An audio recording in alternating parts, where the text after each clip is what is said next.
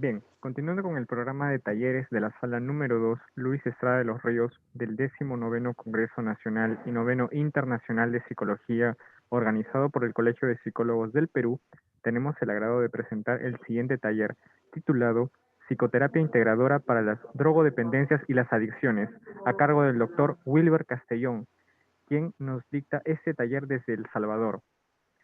El doctor Wilber es máster en salud mental y técnicas psicoterapéuticas por la Universidad de Deusto, Bilbao, España. Además, es doctor en psicología de la salud y la familia por la misma casa de estudios. También es director de la maestría en psicología clínica de la Universidad Dr. José Matías Delgado del Salvador. Es director del equipo de investigación Adolescencia, Juventud y Salud Mental de la Universidad Dr. José Matías Delgado del mismo país. También es miembro de la Junta Directiva de la Asociación Latinoamericana de Análisis, Modificación del Comportamiento y Terapia Cognitivo-Conductual. Adelante, doctor. Puede comenzar con su exposición. Ok, bueno, buenas tardes, buenas noches. Entiendo que ya en Perú ya son las 6 y algunos minutos de más. Es para mí un verdadero placer compartir algunas ideas, algunas experiencias también con respecto a este tema de las drogodependencias y las adicciones, ya que este es un área muy importante, sin lugar a dudas, para nuestra sociedad latinoamericana, sobre todo en estos tiempos posmodernos en los cuales vivimos. Eh, yo tuve la oportunidad en los 4 años que viví en España, mientras hacía mis posgrados, de trabajar 3 años en una unidad de toxicomanías y drogodependencias, concretamente en el módulo psicosocial de Hostos San Ignacio, que se encuentra en Bilbao, en el País Vasco, y que es una unidad dependiente de Osakidecha, es decir, el Sistema Vasco de Salud. Entonces, desde ahí, digamos que esa ha sido mi experiencia más fuerte en esta área de las drogodependencias. Acá en El Salvador, en mi clínica privada, he dado algún apoyo, algún acompañamiento, algún proceso a unos cuantos pacientes, pero digamos que donde tuve la experiencia más directa con este tipo de problemáticas y con este tipo de pacientes fue durante mi estancia en España.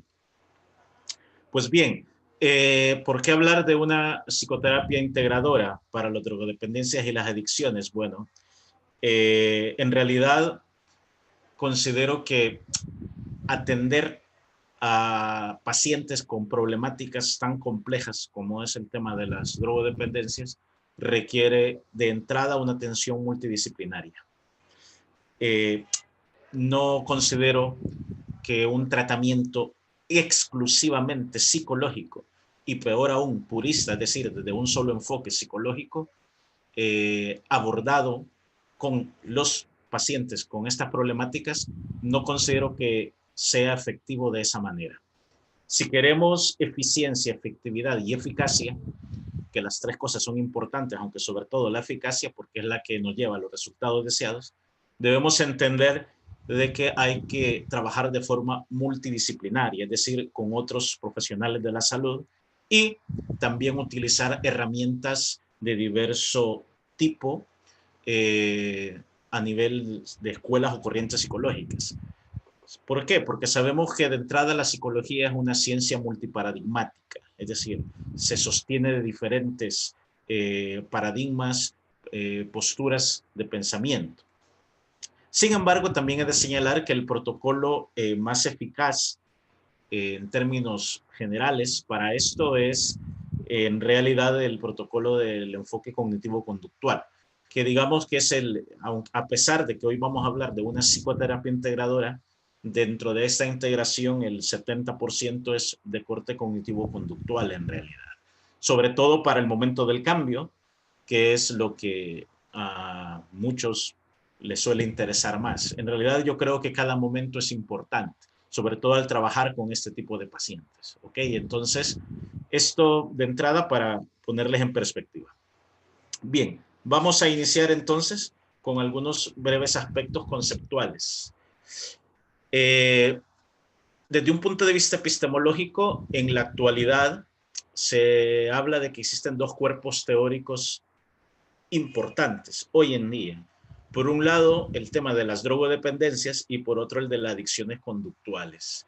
Tradicionalmente se hablaba únicamente de drogodependencias y toxicomanías, pero desde el inicio de este siglo, ya alrededor de unos 15, 20 años creo, 15, 18 años quizás, se ha empezado a hablar en la comunidad científica también de adicciones conductuales.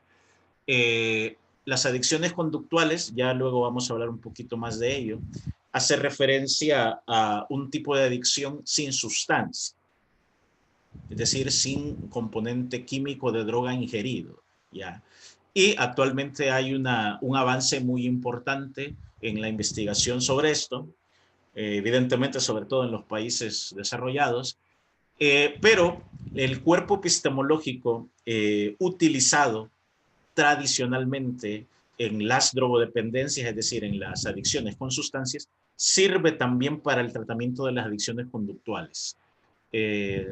Alrededor, en mi opinión, de un 80-90% quizás de lo planteado en drogodependencias tiene una gran utilidad para las adicciones conductuales. Bueno, dicho esto, para el trabajo en este campo, cuando nosotros queremos abordar problemáticas relacionadas a la drogodependencia y las adicciones, debemos comprender en principio los siguientes constructos. Droga es toda sustancia que una vez introducida en el organismo, interesante, ya sea con fines terapéuticos o no, es susceptible de causar una alteración de la conducta en forma inmediata o tardía. Es decir, la droga ejerce un efecto inmediato sobre el sistema nervioso central. En consecuencia, la psicofarmacología utiliza drogas, evidentemente. Ya tanto los ansiolíticos, los antidepresivos, los antipsicóticos o neurolépticos, que es el nombre más preciso, y los eutimizantes, que son los que se utilizan para típicamente tratar el trastorno bipolar, también son drogas, porque generan un efecto en el sistema nervioso central. Pero en este caso vamos a tratar de enfatizar sobre todo aquellas drogas no terapéuticas, ya que ciertamente hay algunas personas que generan alguna adicción con drogas prescritas terapéuticas, pero la mayoría de casos de drogodependencia se dan con drogas no prescritas de forma médica o terapéutica. Bueno, luego tenemos el uso, que el uso se refiere a un consumo aislado o utilización sin un daño o deterioro de quien lo realiza. Es decir, en realidad todos los seres humanos, al menos en la edad adulta, creo que consumimos drogas.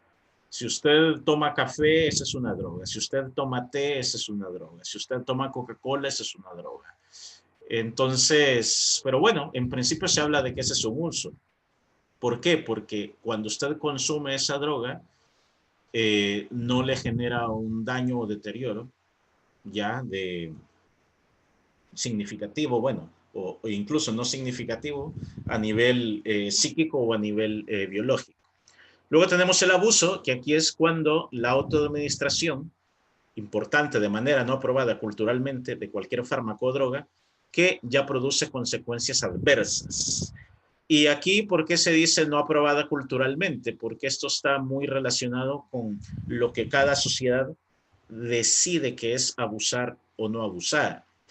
Eh, por ejemplo, con estos días que ya vienen de la festividad de Navidad, si usted consume alcohol y se emborracha, pues ese probablemente puede ser un abuso, ya puesto que puede tener consecuencias adversas, la resaca al siguiente día, usted habla incoherencias, dice cosas de las cuales después se arrepiente. Sin embargo, culturalmente, al menos creo que en la mayoría de países latinoamericanos, está aceptado de que usted en un día de Navidad, en un día de Nochevieja, 31 de diciembre, pues se alcoholice, en general. Entonces, el abuso, esto es importante. En términos generales, en la epistemología de la drogodependencia, el abuso no está determinado por criterios médicos, por criterios biológicos e incluso tampoco por criterios psicológicos, sino por criterios culturales. Y esto es bien interesante de señalar, de tal forma que no podemos hablar de abuso del mismo modo en Perú, en Canadá,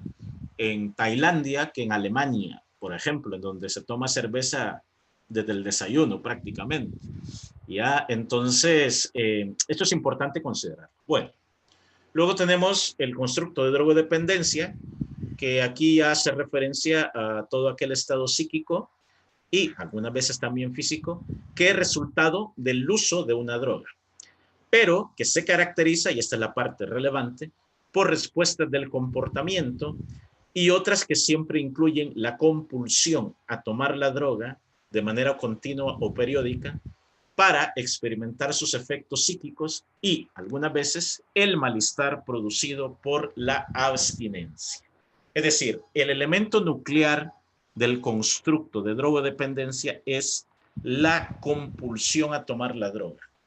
¿Ya? Es decir, es prácticamente inevitable, no depende de la voluntad de la persona el consumir o no consumir la droga. Es decir, ya es necesario para la persona, ya sea a nivel psíquico o a nivel físico, el consumir la droga. Y en algunas ocasiones, esta necesidad se debe a que si no se consume la droga, ya se da un malestar muy grande a nivel tanto psicológico como orgánico, llamado síndrome de abstinencia. Y este síndrome de abstinencia es el conjunto de síntomas. ¿Ve? Hay signos psicológicos y fisiológicos que aparecen en una persona dependiente de una sustancia psicoactiva cuando deja bruscamente de consumirla o la cantidad consumida es insuficiente. De tal forma que uno de los criterios para identificar cuando existe ya una drogodependencia, que se le puede llamar o nombrar de esta manera, es cuando está presente el síndrome de abstinencia. Es decir, mientras no se consume la droga, se experimenta un malestar. Ya una vez el subidón, lo que se conoce como el subidón o el potencial máximo de acción del componente, se reduce. En consecuencia, se necesita ya otra cantidad de droga. Si esto no pasa, se da este fenómeno de síndrome de abstinencia, de tal forma que en muchas personas la drogodependencia está predominantemente influida, movida o mantenida, mejor dicho, por el síndrome de abstinencia. En otras, no. Aunque no experimenten el síndrome de abstinencia, es la propia realidad psíquica, social, laboral, familiar, etcétera, es la que le empuja, por decirlo de algún modo, a seguir consumiendo. Y por último tenemos la toxicomanía, que se refiere a la relación entre droga e individuo, que exige una dedicación exclusiva, es decir, se vive por y para la droga. Como vimos desde la diapositiva anterior, hablamos de droga, del uso, del abuso, la drogodependencia y luego la toxicomanía. Es decir, es una cuestión de grado. Se comienza con el uso de droga, luego sigue el abuso, luego la drogodependencia y por último la toxicomanía. Evidentemente, no todos aquellos que usamos drogas abusamos, algunos sí. Y ya drogodependencia ya es un porcentaje menor, definitivamente, y toxicomanía también. Los niveles de toxicomanía no llegan ni al 2-3% de la población mundial. Y en concreto de la población que consume sustancias. ¿Por qué? Porque la toxicomanía implica dejar de trabajar, dejar de estudiar, todo. No importa nada, no importa la comida, no importa el sexo, no importa, nada le place a la persona más que únicamente la droga. Generalmente los toxicómanos suelen vivir juntos. Muchas veces son excluidos de sus familias, se van de la casa o son echados de la casa, ¿ya? Y viven entre ellos, viven en la calle algunas veces, depende de aquí del nivel socioeconómico que tenga la persona. Generalmente se involucran en conductas delictivas para obtener la droga, porque eso es lo que les interesa. A un toxicómano lo único que le interesa es la droga, la droga, la droga, la droga. Y el nombre es interesante porque la manía justamente hace referencia al entusiasmo, a la euforia encaminada por el tóxico. La palabra tóxico procede del griego toxón, que significaba veneno. Ya en sus orígenes se decía que el veneno, el toxón, es lo que se colocaba en algunas tribus, en las lanzas que utilizaban los miembros de tribus para asesinar a sus enemigos. El toxón era ese veneno. Entonces, de ahí la palabra toxón, de tóxico, ya que hace referencia, al menos desde su raíz etimológica, a veneno. De tal forma que, digamos que la mayoría de personas que tienen alguna incidencia clínica significativa son en realidad de drogodependencias.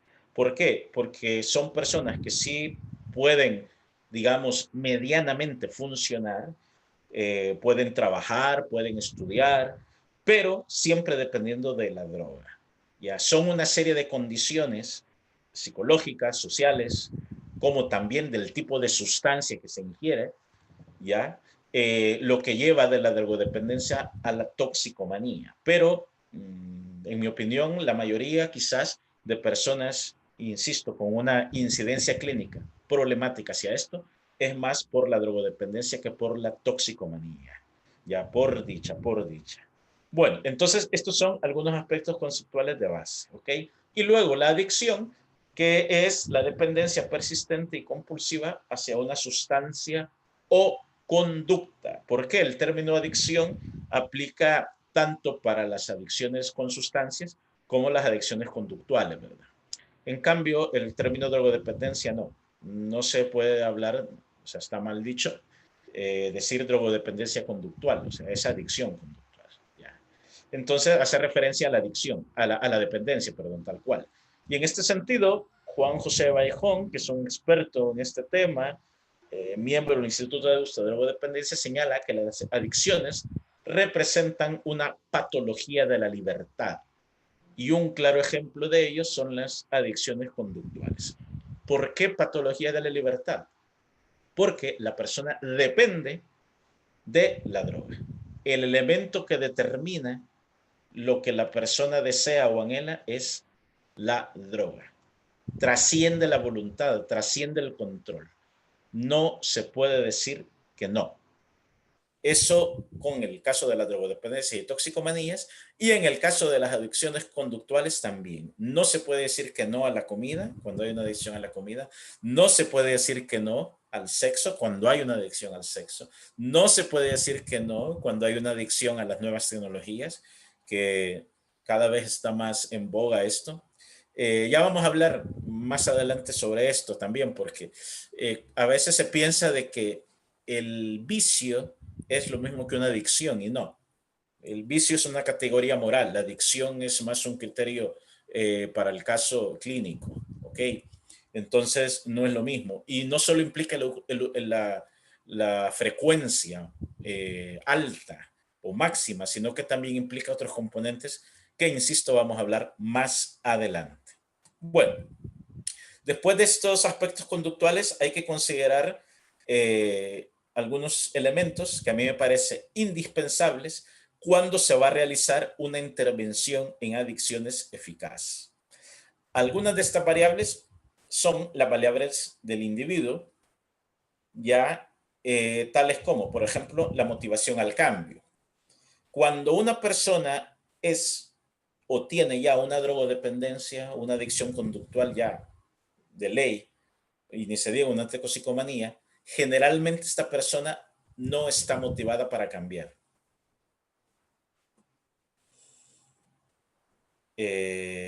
Vamos a ver.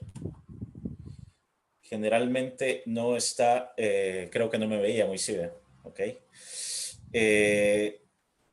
Entonces, generalmente estas personas son llevadas, es decir, son familiares, son amistades, son generalmente la pareja, el esposo, la esposa, la mamá, el papá, quien está interesado que cambie. Entonces, de entrada, el tipo de tratamiento o de intervención que se va a realizar con la persona va a estar determinada de entrada en un primer momento por el tipo de motivación para el cambio que tenga la persona, que en la mayoría de veces no es alta. Esto hay que reconocerlo. En el área de drogodependencias es así.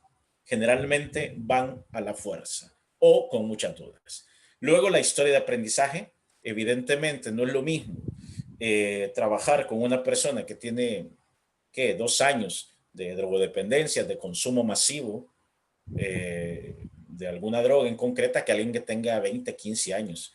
O sea, yo en España vi a gente de verdad que desde los 80s, o sea, los expedientes en esa época que no, todavía no se archivaba todo de forma informática, ¿verdad? Sino que eran los expedientes con folders y folios y eso. O sea, eran así enormes, gigantescos, desde la década de los 80s, con el boom de la heroína en España. O sea, era, o sea, gente con 20 años, 25, 30, con un deterioro que, francamente, cuando uno ve y trabaja con esos tipos de gentes, gente sin tabique nasal, o sea, sin nariz, en realidad, solo con los orificios, obviamente una venda, o sea, pero un deterioro cognitivo, deterioro de los dientes, depende del tipo de droga, claro está, o sea, es difícil. Entonces, obviamente, la historia de aprendizaje tiene que ver para el tipo de abordaje que habrá que hacer y obviamente las expectativas de eficacia también se reducen porque hay que ser realistas. Hay personas que definitivamente siempre depende de múltiples variables, entre ellas del tipo de droga. Muchas personas no logran salir del todo, es decir, jamás volver a consumir. Un alto porcentaje sí, pero también hay algún porcentaje que no. Y, como repito, depende de múltiples variables que ya vamos a ir viendo más adelante. Luego, los recursos cognitivos y de afrontamiento. En ese sentido, importa mucho la capacidad de resiliencia, la capacidad de afrontamiento que tenga la persona. Y esa es una condición psicológica que está determinada por su historia, por sus familiares, por sus experiencias de vida concretas, etc. Pero a mayor capacidad de afrontamiento, obviamente, habrá mayor capacidad de solventar esta situación. Luego, el estilo y filosofía de vida.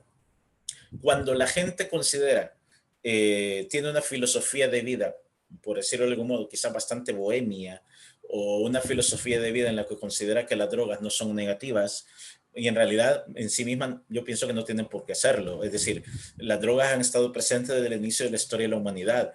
Si ustedes leen, por ejemplo, ese gran tratado de Antonio Escotado, Historia General de las Drogas, que es un libro de más de 1000 páginas, se ve que siempre ha existido, siempre han estado presentes las drogas y en mi opinión van a estar siempre. El problema es el tipo de relación que tenemos con ella. Pero si usted tiene un estilo de vida frenético o que promueve el uso de drogas, la probabilidad de que genere una drogodependencia va a ser más alta. ¿Por qué? Por su estilo y filosofía de vida. Luego, los rasgos de personalidad, esto también es importante de mencionar, sobre todo cuando tienen que ver con búsqueda de sensaciones, por ejemplo, cuando tiene un rasgo de, ¿qué? Un poco de ansiedad. Recuerden el constructo de Charles Spielberg de ansiedad, estado, rasgo. A veces como minimizador de ansiedad, como rasgo de personalidad, se ingiere alguna droga, entonces esa es una variable del individuo que afecta. Y también podríamos mencionar otras psicopatologías, cuando hablamos de que está presente otro trastorno. De hecho, se creó desde hace años el constructo de patología dual, que hace referencia a una patología de conducta adictiva más otro trastorno mental, que generalmente es el TP o el trastorno de la personalidad, aunque no exclusivamente. Más adelante, casi al final, tenemos algunas diapositivas para hablar un poquito de eso, que también me parece importante. Y luego tenemos variables del contexto, evidentemente las redes de apoyo sociales, que estas son muy importantes tanto para proteger, digamos, al individuo a que no caiga en una drogodependencia, y también son muy importantes al revés para promover, sobre todo con amigos cercanos. Hay ambientes sociales que favorecen y hay ambientes sociales que no favorecen. Entonces, es una variable social importante. Luego, el nivel socioeconómico también es una variable de contexto importante. ¿Por qué? Porque el nivel socioeconómico le va a permitir acceder a ciertas drogas y a otras no. Se habla de las drogas de los pobres, que generalmente son malas en calidad. Ya, pues sí, porque si no tiene un poder económico adquisitivo importante, pues no. De hecho, el crack o la piedra, como se le conoce por acá, por Centroamérica, que es un derivado de la cocaína, eso es el bagazo de la cocaína en realidad. Quien consume crack en general es la población de bajos recursos. Ya la gente que tiene un poder adquisitivo mayor, pues consume droga de más calidad, ¿verdad? Y eso tiene algunos efectos, si se quiere, menos perjudiciales a nivel biológico, porque en esa medida no hay deterioro de otros componentes químicos que muchas veces la droga de mala calidad incluye. Entonces, una variable de contexto importante. Luego, el nivel educativo, cultural y entorno social de referencia, sin lugar a dudas, también, pues sí, a partir de su nivel educativo, su nivel cultural, su visión de mundo y el entorno en el que se mueva, también va a tener más o menos acceso a determinadas drogas, ya que en algunos contextos se facilita y en otros no. Y luego tenemos las variables de intervención clínica, que también hay que tomarlo en cuenta. Y comenzando por quién solicita la intervención. No es lo mismo, insisto, cuando es el padre, la madre, el esposo o la esposa, que generalmente es así, ya que cuando es la persona. Es difícil esto, fíjense, porque cuando la persona que es adicta es una persona adulta, hay que trabajar siempre respetando el proceso de la alianza terapéutica, particularmente con esta persona, y no tanto con el papá, la mamá, el esposo o la esposa. Esto es delicado, pero es así. O en cualquier caso, lo más recomendable es que se ingrese a una comunidad terapéutica o algo parecido, que a mí me parece que son de las alternativas más viables. No sé en países como el Perú, si existen muchas de estas comunidades terapéuticas o clínicas de internamiento, sobre todo para la desintoxicación y luego el abordaje propiamente integrador que se da dentro de estas comunidades terapéuticas. He de decirles que en El Salvador no hay. Lo más cercano que tenemos aquí es Guatemala y solo en el sector privado, no público, y es caro. Ya nada que ver como lo que yo viví en España.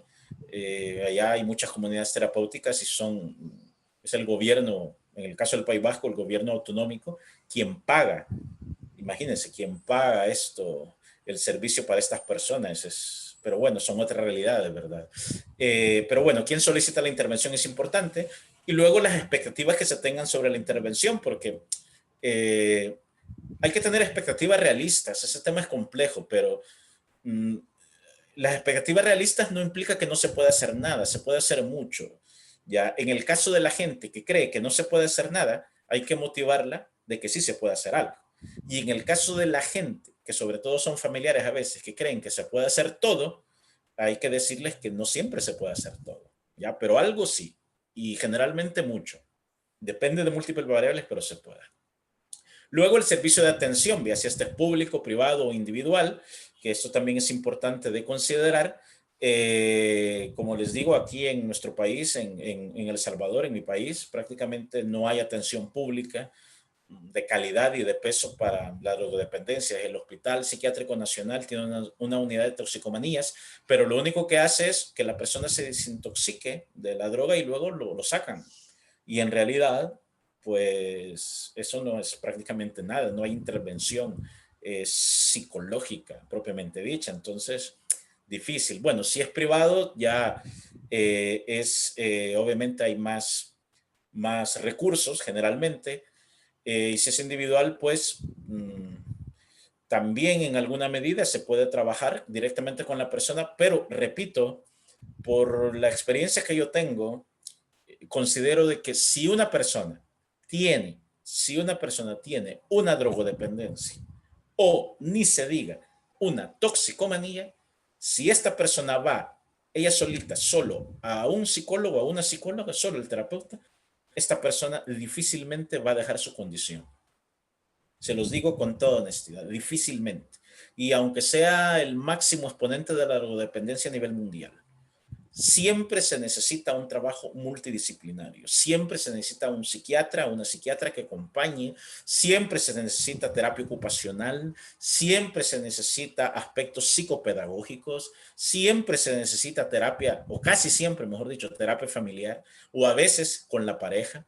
Siempre, aquí yo diría que sí, siempre se necesita psicoterapia de grupo también como acompañamiento. Es decir, cuando se dan todos esos elementos unidos, entonces podemos decir que tenemos una alta probabilidad de eficacia. Pero si solo va el paciente a mi consultorio, a mi clínica, una vez a la semana y viene de una o presenta una drogodependencia alta, o es un cocainómeno, o es un heroinómano, o consume droga de diseño, lo que sea, difícilmente solo porque me vea a mí una vez a la semana, esa persona va a estar bien, se va a recuperar, difícilmente. Ya, entonces, esto hay que tomarlo en cuenta. Y luego, un historial clínico de intervención. Evidentemente, muchos de los drogodependientes vienen de rebotar de clínicas, de terapeutas, de psiquiatras. Algunos han estado ya ingresados, entonces esto también da un mal pronóstico. Y otros profesionales involucrados, esto es importante, como ya he dicho antes, y por último el pronóstico, ¿verdad? Hay pacientes que tienen pronóstico negativo, pronóstico reservado, sobre todo cuando son toxicómanos, yo diría de más de 10, 15 años. Es difícil, es bien difícil en realidad. Entonces, estas son algunas de las variables que considero que hay que tomar en cuenta. Bueno, la estrategia general, muy general de la intervención terapéutica en drogodependencias y las adicciones incluye estas 4 fases. Esta estrategia general parte de una premisa cognitiva conductual. ¿Por qué? Porque es la interesada directamente en el factor de cambio, ¿ya? Y son, primero, la evaluación, establecer una línea de base, saber en qué momento estamos con el paciente en cuanto al consumo. La funcionalidad, es decir, si la persona está funcionando a nivel laboral, a nivel familiar, a nivel social, a nivel educativo, a nivel emocional. Y la motivación para el cambio. Esos aspectos son fundamentales en la evaluación. Luego, establecer los objetivos terapéuticos con el paciente para iniciar el tratamiento y, por último, trabajar en la prevención de recaídas una vez que el paciente ha dejado o ha salido del consumo. La evaluación comienza siguiendo en principio un marco, como dije antes, cognitivo-conductual, que a mí me parece que es el marco de base que se establece para el trabajo de las drogodependencias y las adicciones. Hay que iniciar con un análisis topográfico de la conducta. Ya recordemos el análisis topográfico de la conducta, que incluye todos los elementos relacionados a cuándo, desde qué tipo de droga consume, desde cuándo, cómo empezó a consumirla, qué efectos tiene la droga a nivel cognitivo, a nivel emocional, a nivel conductual, todo lo que sería un análisis topográfico de la conducta, y estableciendo la línea de base de consumo, es decir, en este momento cuánto está consumiendo o cuánto fue lo último que estuvo consumiendo. Y existen algunos cuestionarios e inventarios que me parece que son bastante útiles. Aquí les he puesto algunos, ya como el test de evaluación para el consumo de drogas, el cuestionario de gravedad, dependencia o opiáceos, el inventario de situación de consumo de drogas, el cuestionario de riesgos para consumir drogas, inventario de consumo de alcohol. Bueno, en esta área hay bastante y cada vez hay más. Hay muchísimas herramientas y muchísimos instrumentos de evaluación para ello que pueden ser de utilidad cuando trabajamos con este tipo de pacientes. Aquí hay que tomar en cuenta también, idealmente, si trabajamos en un centro de atención, como la experiencia que yo tuve en España, que fue maravillosa en ese sentido, ahí es más fácil porque ya todo hay un protocolo del centro, ¿verdad? Y existen todos esos enfoques, todo ese apoyo de otros profesionales de la salud, como los que mencioné antes, psiquiatras, psicopedagogos, terapista ocupacional, enfermeros, enfermeras, ya sobre todo cuando se utiliza muchas veces tratamiento sustitutivo. Bueno, entonces es, digamos, todo un aparataje, todo un escenario que favorece ya justamente las acciones concretas. Pero cuando se trabaja en la práctica privada, como es mi caso actual en El Salvador, porque en El Salvador en este momento yo me dedico a la parte académica, dirigir la maestría que dirijo, el equipo de investigación y mi clínica privada, que atiendo alrededor de 30 pacientes semanales y bueno, algunos casos de este tipo. Entonces, aquí hay que diferenciar si estoy trabajando o si trabajo en un hospital público, pero aquí lo público depende de las condiciones de cada país y aquí creo que la realidad latinoamericana en general no es tan afable. Bueno, luego viene el tema de la motivación para el cambio, y aquí vamos a hablar del modelo transteórico del cambio, que este es justamente la psicoterapia integradora para las drogodependencias y las adicciones. ¿Por qué? Porque el modelo transteórico del cambio, que fue formulado por Prochaska y Clemente en el 82 ya como modelo transteórico, es un modelo integrador. Es decir, cuando hablamos y decimos sí, la terapia o la psicoterapia transteórica del cambio o el modelo transteórico del cambio, hacemos referencia a un modelo integrador. Así lo plantearon Prochaska y Clemente en sus inicios, que ya como modelo del 82, aunque ellos empezaron antes, en el 78, 79, por ahí. Y la premisa básica de este modelo es que el cambio comportamental es un proceso y que las personas tienen diversos niveles, claro está, de motivación, de intención y de cambio. Para los autores, la motivación es un estado de disponibilidad, y esto es bien interesante y muy importante, o deseo de cambiar. Si esto es particularmente cierto en cualquier tipo de intervención psicoterapéutica, es decir, lo que es cierto que la persona debe tener una motivación para el cambio, en el área de las drogodependencias y toxicomanías, esta motivación o este estado de disponibilidad debe ser al máximo. El doble o el triple de lo que se necesita con otro tipo de pacientes, por decirlo de algún modo. ¿Ya? Aunque hay que considerar que este estado de disponibilidad puede fluctuar de un momento a otro. Es decir, un día puede estar más motivado, otro día puede estar menos motivado. Por eso es que cuando se habla de drogodependencias y adicciones, generalmente las sesiones de seguimiento son de por vida. Sobre todo cuando la persona ya ha tenido una drogodependencia bien puesta o una toxicomanía. Necesita atención generalmente de por vida. Ya atención psicológica, que obviamente se va espaciando, ¿verdad? De 15 días, una vez al mes, cada 6 meses, pero lo mejor es que siempre acuda. Aquí también importan mucho los grupos de autoayuda, ¿ya? Y más que de autoayuda, la intervención de psicoterapia grupal, ¿verdad? Que esto es importantísimo para el mantenimiento de la abstinencia del consumo de la droga. Bueno, volviendo al modelo de Prochaska y Clemente, el modelo explica el cambio espontáneo o inducido del comportamiento según diversas variables o constructos teóricos intervinientes, tales como los estadios del cambio, los procesos del cambio, los niveles del cambio, el balance decisorio y autoeficacia y las tentaciones situacionales. Y vamos a hablar brevemente de ello. Primero, ¿qué es lo que generalmente se conoce cuando se habla de este modelo? Son los estadios del cambio. Y aquí hablamos de que Prochaska y Clemente hablan de 6 estadios o fases del cambio. Primero tenemos la precontemplación, que en esta etapa la persona no considera que tenga un problema o que necesite cambiar. Es decir, ni siquiera lo está contemplando. La persona cree que está bien, o aunque en el fondo, en el fuero interno, por decirlo de alguna manera, sabe que está mal, pero no, no tiene en su mente cambiar, dejar de consumir.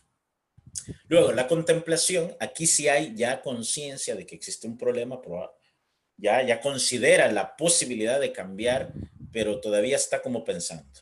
Luego, una fase de determinación o preparación, que esta fase es una fase cognitiva, porque es la persona decide sí, voy a trabajar, sí, voy a dejar el consumo. Luego tenemos la fase de acción, que aquí es cuando la decisión pasa a la conducta, el individuo cambia la conducta y su estilo de vida asociada al consumo y ya está haciendo las cosas para no consumir. Es decir, la fase de acción comienza cuando el individuo dice ya no consumo, cuando lo hace, cuando suspende el consumo. Luego el mantenimiento, que es la permanencia en el tiempo del no consumo, y la recaída, que es la vuelta al consumo. Fíjense que la recaída se considera como una fase dentro del estado del cambio y dentro de las drogodependencias en general. ¿Por qué? Porque alrededor de un 80% de las personas que han tenido una drogodependencia y ni se diga una toxicomanía, vuelven. La mayoría de 10, 8 tienen recaídas. Entonces, la recaída es normal dentro del abordaje. Es muy común. Y hay tareas concretas a nivel terapéutico que hacer cuando esto sucede. Porque obviamente después de una recaída la motivación se ve afectada. Ya la persona muchas veces pierde motivación, dice no puedo, ya me di cuenta que no soy capaz y entonces hay que hacer un trabajo terapéutico muy arduo en este sentido para que la persona vuelva a la rueda del cambio, que aquí aparece esquematizada, estos procesos de cambio, ya la precontemplación, que es el inicio, la contemplación, a veces sale prematuramente, pero no siempre, luego la determinación, los cambios activos, el mantenimiento, que lo que se quiere es la consolidación. Ahí lo que está en el recuadro en la parte inferior es lo más importante en realidad, que la persona se consolide en el mantenimiento del no consumo, es decir, el mantenimiento de la abstenencia, y luego se da una recaída y a veces llega la precontemplación nuevamente, y esta es una rueda. En realidad, la mayoría de personas que tienen y buscan salir de una conducta adictiva pasan por esta rueda del cambio. En mi experiencia clínica, yo podría decir que es así, ciertamente. Bueno, luego Mirel Rolnick en su maravillosa obra titulada La motivación para el cambio proponen tareas motivacionales concretas del terapeuta en cada etapa. Es decir, tareas para cada etapa. Es decir, hay que identificar en los pacientes en qué etapa se encuentran. Si al paciente me lo ha llevado su mamá, si es un paciente adulto, bueno, no les hablé de los pacientes adolescentes, esto es interesante. El abordaje con los adolescentes, pocas veces, estamos hablando de adolescencia, y la adolescencia, en términos generales, termina a 19, 20 años. Preadolescencia, desde la pubertad, o pubertad, 11, 12 a 13, adolescencia intermedia, 13 a 16, en términos generales, adolescencia tardía o posadolescencia, de 17 a 20, 21, exagerando. Aunque estos criterios está variando un poco por la posmodernidad, ya que se habla de la adolescencia perpetua o de los adolescentes, pero bueno, esos son otros temas que no me quiero meter ahorita. Pero lo que voy es que si el paciente es un o una adolescente, aquí el trabajo es muy directo con los padres.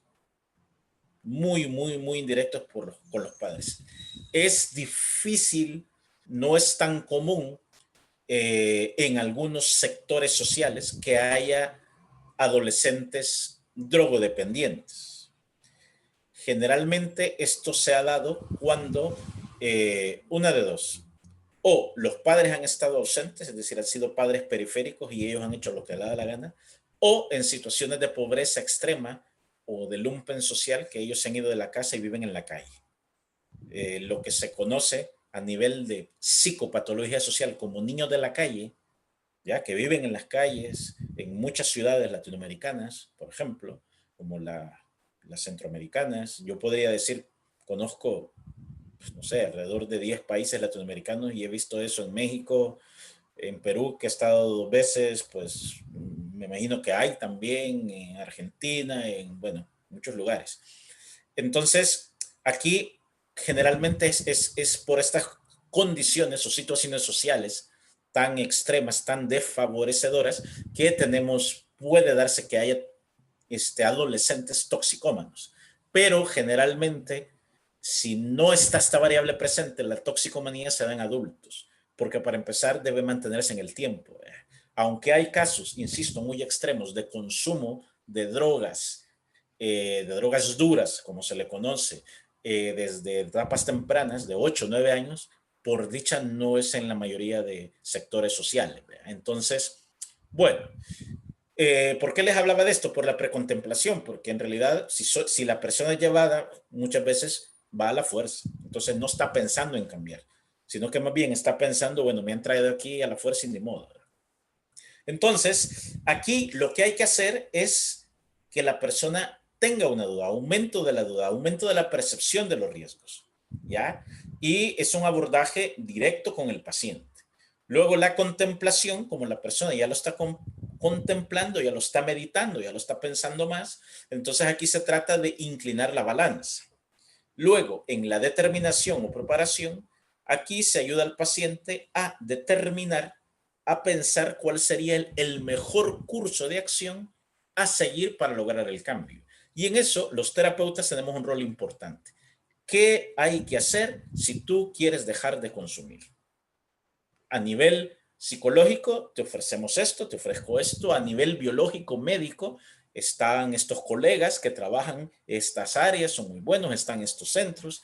A nivel ocupacional está este apoyo, es decir, si hay recursos de comunidad terapéutica, insisto, que sería maravilloso, pues es ofrecer también ese recurso, si es posible, de tal forma que es importante. Y luego la acción, que aquí se ayuda al paciente a dar los pasos concretos para el cambio, que esa es la parte, si se quiere, más de terapia cognitivo-conductual dentro del modelo, la fase de acción propiamente, y la de mantenimiento, que es ayudar al paciente a identificar y a utilizar las estrategias para prevenir una recaída, y cuando aparece una recaída, que ya les dije que es bastante común que aparezca, se ayuda al paciente a renovar el proceso de la rueda del cambio, ya sin que aparezca un bloqueo para el cambio o una desmoralización excesiva debido a la recaída. Entonces, estas son las tareas motivacionales concretas que proponen estos autores para cada etapa o proceso del cambio.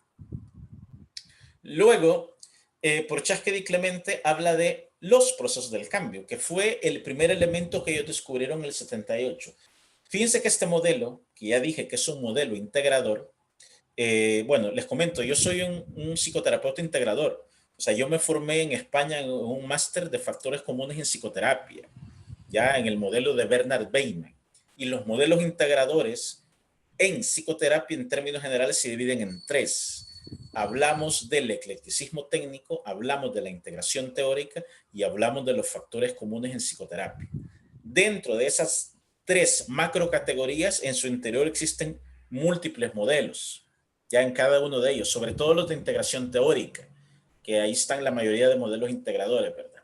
Pero de los factores, de lo que se conocen como modelos integradores, del tercer tipo, de los factores comunes en psicoterapia, uno de esos modelos es el modelo transteórico del cambio de Prochaska y Clemente. Y este modelo de Prochaska y Clemente surge justamente en un ámbito de drogodependencias. Ellos empezaron a estudiar a personas que tenían adicción al tabaco. Los primeros estudios de ellos fueron con personas que tenían una adicción gravísima al tabaco, fue con el tabaquismo. Allí empezaron ellos. Y lo primero de lo que ellos hablan, antes de hablar de las etapas o de los estadios que vimos en la diapositiva anterior, de lo primero que ellos hablan es de este aspecto, de los procesos del cambio. ¿Por qué? Porque ellos descubrieron que en estos adictos a la nicotina, al tabaco, en un primer momento, habían determinados procesos psicológicos que tenían mucho que ver para que la persona cambiara o no. Y lo que ellos proponen, estos procesos psicológicos, son los siguientes. Primero, aumento de la concienciación, es decir, la intensificación del darse cuenta de que definitivamente el ser adicto no es sano, que tiene más aspectos insanos que sanos. La autorrevaluación, que es la valoración afectiva y cognitiva del impacto que tiene la conducta adictiva en mi sistema de valores y en mi propio autoconcepto. Que recordemos que el autoconcepto es la base de la autoestima. Dependiendo de cómo me defina, así me voy a valorar. Entonces esto es importante.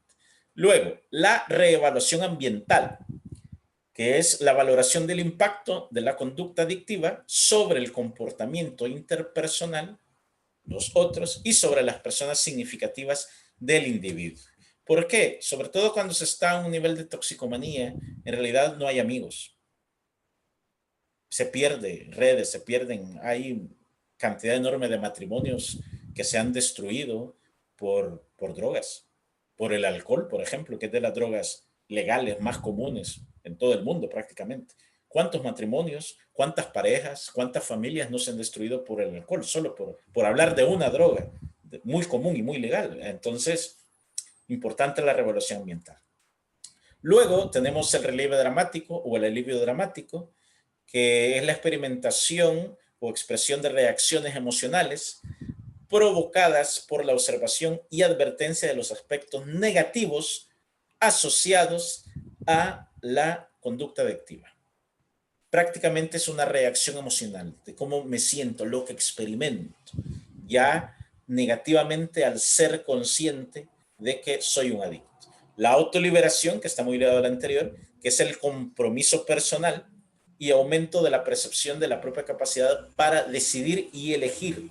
Es decir, yo no tengo por qué, no es la droga, no es el destino, hay que eliminar la postura estoica. No, es que yo ya estoy predestinado para ser un adicto toda la vida. No, no necesariamente, no tiene que ser así. ¿Ya? Entonces, la autoliberación es un proceso de cambio para eso. La liberación social, que hace referencia a la toma de conciencia de la representación social de la conducta adictiva y de la voluntad social de combatirla mediante el aumento de alternativas adaptativas disponibles. Ya, aquí hace el elemento clave de la liberación social es la representación social, es decir, el estigma. ¿Qué significa ser adicto? ¿Qué significa para mi esposa, para mi hijo, para mi padre, para mi hermano decir, sí, no, tengo un hermano que es adicto, tengo un hermano alcohólico, tengo un hermano que es toxicómano, tengo un hermano que es junkie, que es drogata, depende cómo se diga en cada país, ¿verdad? Entonces, pues sí, eso, hay un estigma y vivir con eso no es fácil. Luego, manejo de contingencias, que es la puesta en marcha de estrategias conductuales, ¿verdad? Que es una estrategia, un proceso de cambio evidentemente conductual, aumentar la probabilidad de que ocurra una determinada conducta relacionada con el cambio, es decir, mediante los refuerzos, obviamente.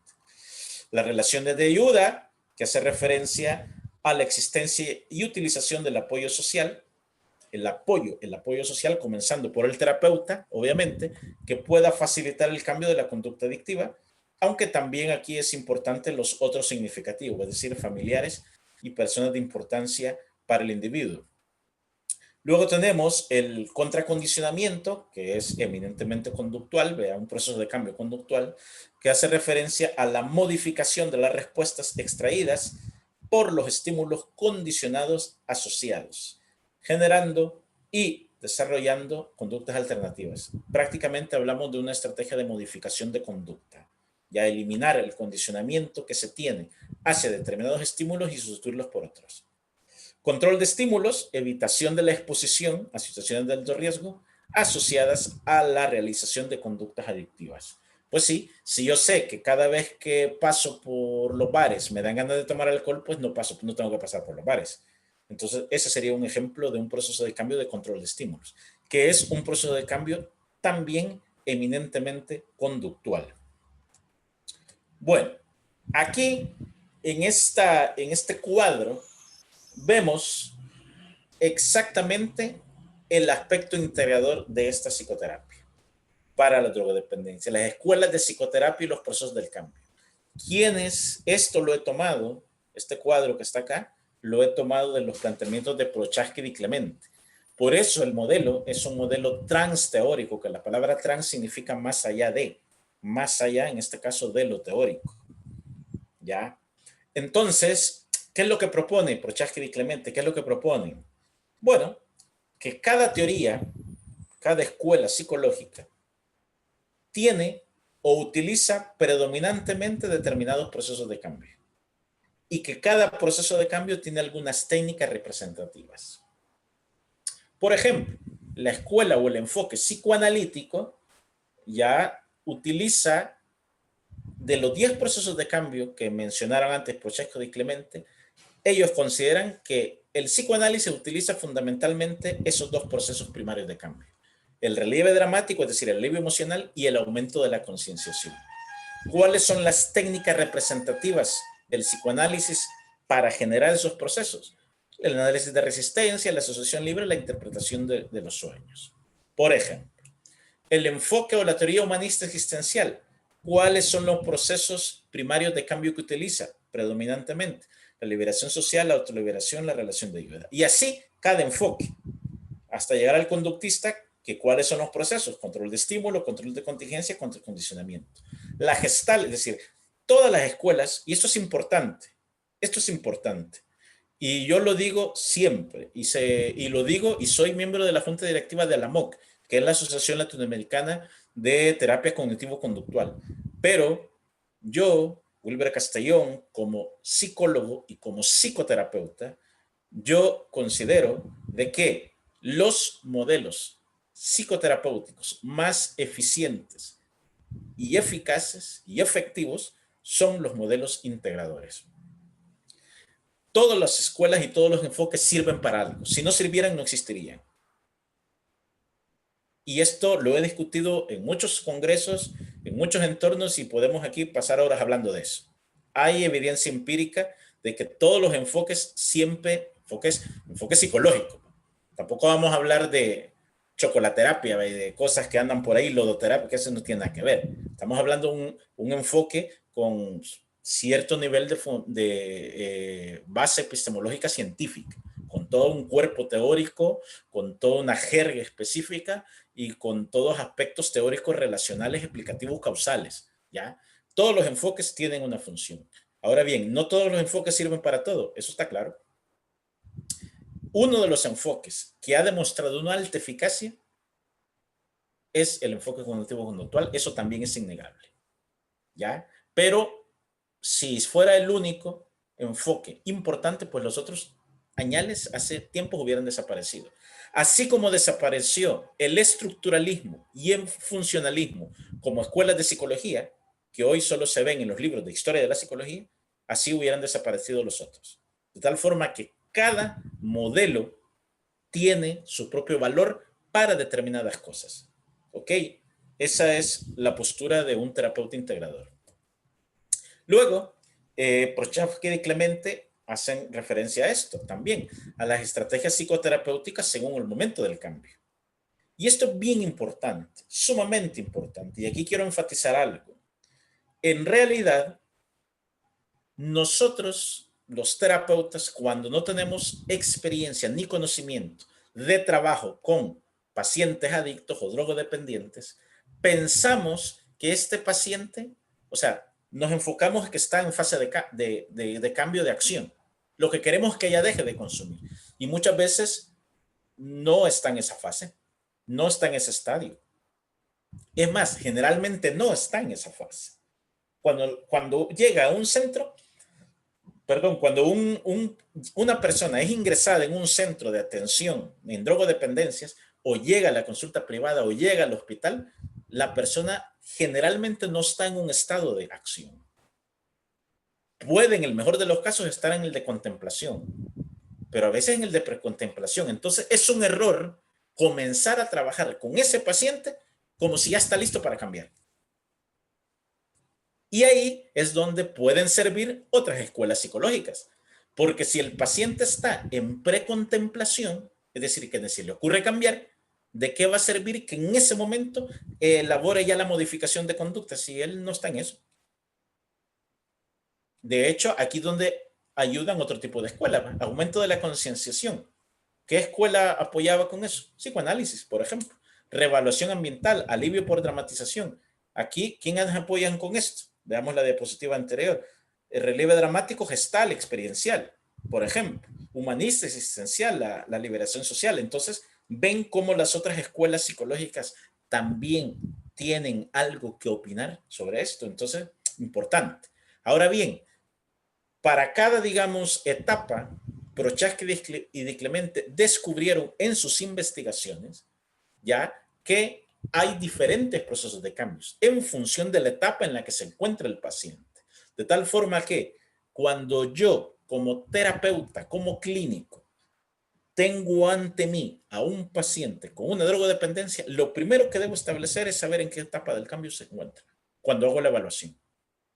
Y dependiendo de en qué etapa del cambio se encuentra, así voy a saber que hay procesos de cambio concretos y en consecuencia voy a tener que promover esos procesos.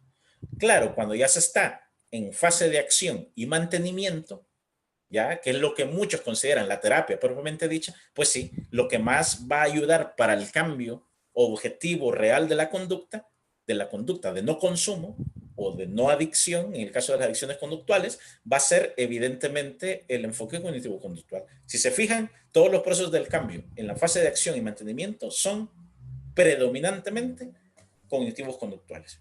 Quizás el único, las relaciones de ayuda, que no es predominantemente cognitivo-conductual, pero el resto son propiamente de ese enfoque. De tal forma que cuando hablamos de psicoterapia integradora es porque tomamos en cuenta estos aspectos que mencionan Prochaska y Di Clemente. Me gustaría, no sé, crear un pequeño espacio, pequeño, de unos 5 minutos. Si alguien tiene alguna pregunta, una pregunta. Le pido al moderador si puede abrir el panel.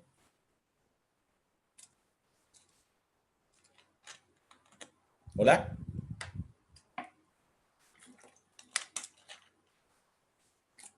No está el moderador.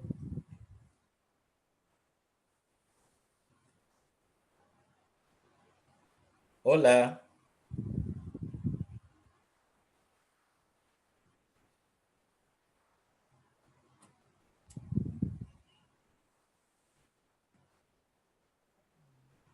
¿Sí, doctor?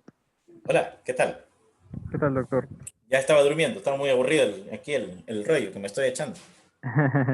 Este es el momento para poder subir a todos a panelistas, ¿le parece? Sí, sí, un momento pequeñito para luego continuar y así descanso un poco la voz también. Ah, ya, solo Álvaro. Te está alzando la mano. Ah, bueno, me gustaría escucharle. Ah, ya, correcto. Ya está como panelista, Álvaro. Ok, soy todo oídos, Álvaro. Buenas noches ya, doctor. Gracias por su exposición hasta el momento. Ha sido bastante ilustrativa, informativa, muy buena. Y justo me surgió una pregunta con todo esto de drogodependencia, más Sí. específicamente en esa parte. Ya que, bueno, para hacer la pregunta tengo que plantear un contexto primero, si me lo permite. Sí, claro, por supuesto. Tengo entendido que en drogodependencia una persona tiene como la necesidad de consumir la droga para poder funcionar, más allá de si es una droga legal o ilegal. Y, por ejemplo, con prescripciones médicas, con alguna medicación para dormir o para controlar la ansiedad, una persona puede volverse dependiente a ese tipo de drogas. Sin lugar a dudas. Entonces, si una persona consume cierta medicación por un tiempo, actualmente desarrolla tolerancia a ese medicamento. Sí. Entonces, con el tiempo le va a hacer menos efecto. Y claro, al juntar ambas cosas es como que se volvería todo peor, porque tiene más necesidad de consumirla y cada vez tendría menos efecto. Claro. Entonces, mi pregunta iba más o menos por ahí. ¿Qué cosa podría ser una persona que está pasando bien por estar consumiendo cierta medicación que cada vez le hace menos efecto y cada vez siente que la necesita más claro, allá tal vez de cambiar de medicación, que creo que es lo que recomendaría un psiquiatra, por ejemplo? Sí, claro. Bueno, gracias. Ok. Bueno, estupendo. Muchas gracias por la pregunta. Fíjense que esto hace referencia a una temática bien problemática y bien compleja que cada vez está más presente en nuestra sociedad, y es lo que se conoce como la medicalización de la sociedad. En realidad, yo como psicólogo y como terapeuta psicológico, como formado en psicoterapia, como psicoterapeuta, justamente yo prefiero ciertamente la psicoterapia al tratamiento médico, a la psicofarmacología. Sin embargo, cuando digo prefiero es eso. Sé que hay trastornos, experiencias humanas que se llevan mejor con fármaco. Es decir, que la persona sufre menos con ello. ¿Ya? Entonces, no estoy en contra de la medicación. Sí estoy en contra de la mala medicación, ¿ya? O del abuso de la medicación, porque entonces se llega a esto, a generar una adicción, y ahí nos complicamos. Los psicofármacos, ya mencioné al inicio, que hablaba de ansiolíticos, antidepresivos, antipsicóticos y optimizantes, que esas son las categorías de los psicofármacos en general, las macro categorías. Los psicofármacos tienden a generar adicción. Pero yo siempre he dicho que los psicofármacos son muletas. Lo que genera un cambio, lo que favorece un cambio es la psicoterapia, no la muleta. Las muletas solo sirven si usted no puede caminar. Imagínese que se ha quebrado el pie, tiene quebrado el tobillo, tiene un yeso, tiene una escayola, pues sí, una muleta le va a servir para caminar. El problema es que usted quiera sustituir la muleta de por vida. La muleta le sirve, pero usted necesita ir a rehabilitación. ¿Para qué? Su tobillo, su pierna, su pie vaya poco a poco adquiriendo la funcionalidad que perdió, producto de la lesión. ¿Ya? Entonces, lo mismo sucede con los psicofármacos. Entonces, si usted o si conocen personas, si hay personas que llevan años consumiendo psicofármacos, lo que recomiendo son dos cosas, lo que habría que hacer. Primero, que la persona esté monitoreada por un psiquiatra objetivo, es decir, con un psiquiatra que no sea adicto o sea, adicto en el sentido de que fanático, mejor dicho, de la medicación, que todo medicar bajo cualquier costo. En la comunidad psiquiátrica hay de todo. De hecho, cada vez, por dicha, hay más psiquiatras que no están tan a favor de la medicación. Y ahí le podría dar una conferencia sobre eso. De hecho, la conferencia que di el año pasado en Lima, justamente en noviembre, hace un año, en el Congreso de la MOC, fue sobre el reduccionismo epistemológico del DSM-5 y la crisis de la psiquiatría, ya con la nueva antipsiquiatría, o lo que se conoce como la antipsiquiatría moderna, que hay gente, psiquiatras que no están a favor del exceso de la medicación. Entonces, primero, que monitoree un psiquiatra cómo va a dejar de consumir, digamos, en la prescripción farmacológica. Y por otro lado, indudablemente que tenga una psicoterapia a la par. ¿Por qué? El problema con la psicoterapia es que generalmente los efectos no son inmediatos. En cambio, la pastilla sí. La psicoterapia, cualquier enfoque o escuela que se utilice, es un proceso de aprendizaje. Es un proceso. Y la persona va a aprender a vivir sin la droga, y depende del tipo de droga que sea, a través del tiempo. Por ejemplo, la mayoría de protocolos de comunidades terapéuticas para drogodependencia y toxicomanía son de 9 meses. Imagínense, 9 meses, que va desde la desintoxicación hasta la adquisición de habilidades, terapia de grupo, terapia ocupacional, bueno, etcétera, etcétera. Y todo eso, digamos que la persona en 9 meses está más o menos lista para. Y aún así a veces hay recaídas. ¿Ya? Entonces, ese es un proceso. En cambio, el fármaco es ya.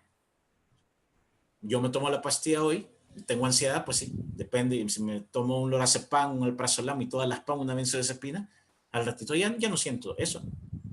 Entonces, por eso, cuando son crisis graves, está bien que consuman ansiolíticos, pero los ansiolíticos de entrada, la primera prescripción farmacológica psiquiatra para un ansiolítico es de 15 días.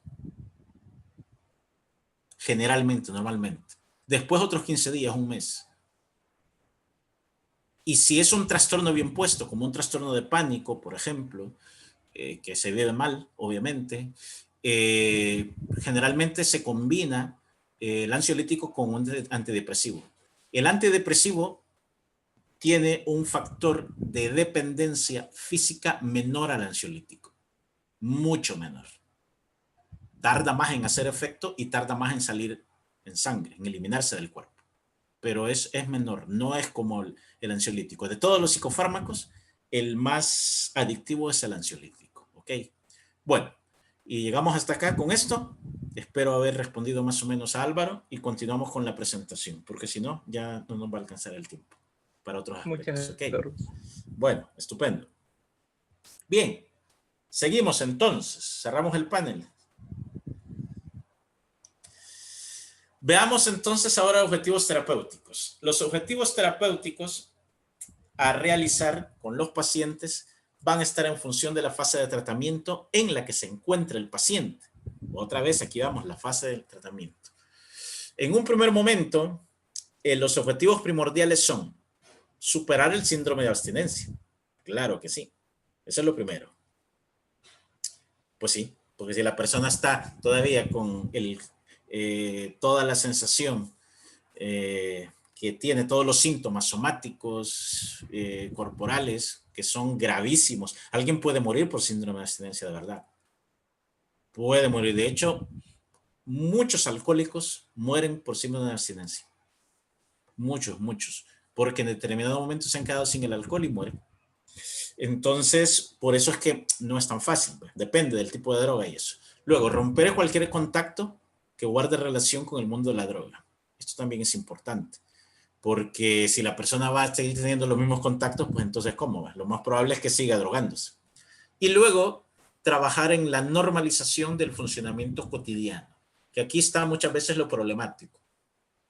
Saben que a una persona en drogodependencias, sí se le indica que vaya a terapia, si va, digamos, a un hospital y pasa una desintoxicación, pero no se trabaja la actividad ocupacional, muchas veces la persona no haya que hacer al salir. Es decir, alguien puede salir de un centro de atención psicosocial, de toxicomanías y drogodependencia, pero si llega a la misma vida de antes, va a volver a lo mismo, porque la misma vida de antes es la que lo llevó a consumir. Entonces,